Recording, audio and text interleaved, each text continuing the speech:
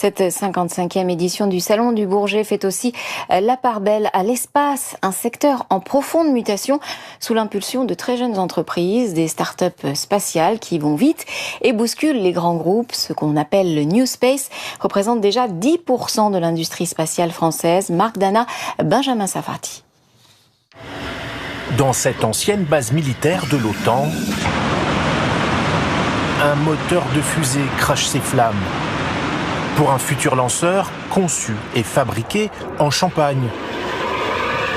Une phase d'essai réussie qui démontre que le décollage de cette future mini-fusée est pour bientôt. C'est les mêmes opérations que pour une phase de lancement. Donc là, on a fait les essais de la chambre pendant 10 secondes. Ensuite, on aura les essais des étages. Et puis ensuite, ce sera le lancement. Donc on vient de faire un pas de plus vers l'espace. Premier vol prévu en 2026. Une fusée 100% française, imaginée par une petite entreprise de 160 salariés. Moyenne d'âge, 32 ans. Un esprit start-up à l'américaine. C'est bon ça. À la tête de l'aventure, Stanislas Maximin, 26 ans à peine. Tu vas bien, Gilles ? Merci pour le feedback. Pas de diplôme, mais une audace folle. S'il me fait des soudures comme ça peut aller dans l'espace. J'espère. Loin des longues procédures de l'industrie spatiale historique, il veut bousculer les codes et prendre des risques. Bienvenue dans ce qu'on appelle le New Space. On va vite aux premières pièces, on les teste, ça foire, on regarde pourquoi, on apprend, on refait une pièce et on reteste.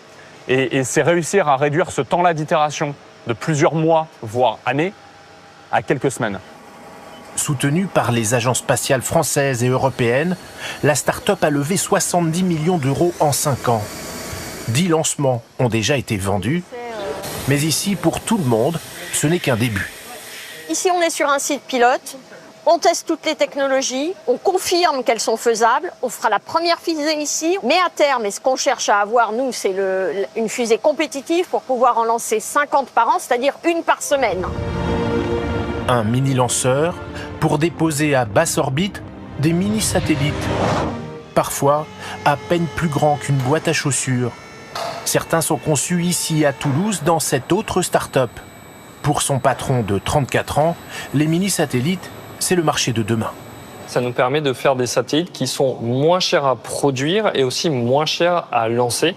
Et donc, on peut en lancer plus dans l'espace et avoir ce qu'on appelle des constellations, donc c'est-à-dire des dizaines, voire des centaines de satellites tout autour de la Terre pour avoir une couverture mondiale en permanence et pouvoir rendre des services partout dans le monde.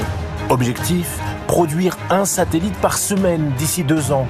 Une ambition qui bouscule là encore les entreprises traditionnelles du secteur. Pour gérer cette cadence insolente, cet ancien ingénieur de la division espace d'Airbus, il découvre ce monde des startups, une autre planète.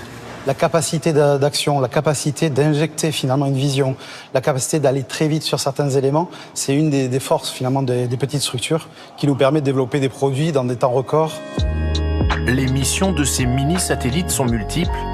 Climat, trafic maritime, surveillance militaire, une économie en pleine croissance. Chaque semaine en France, une start-up se crée dans le spatial.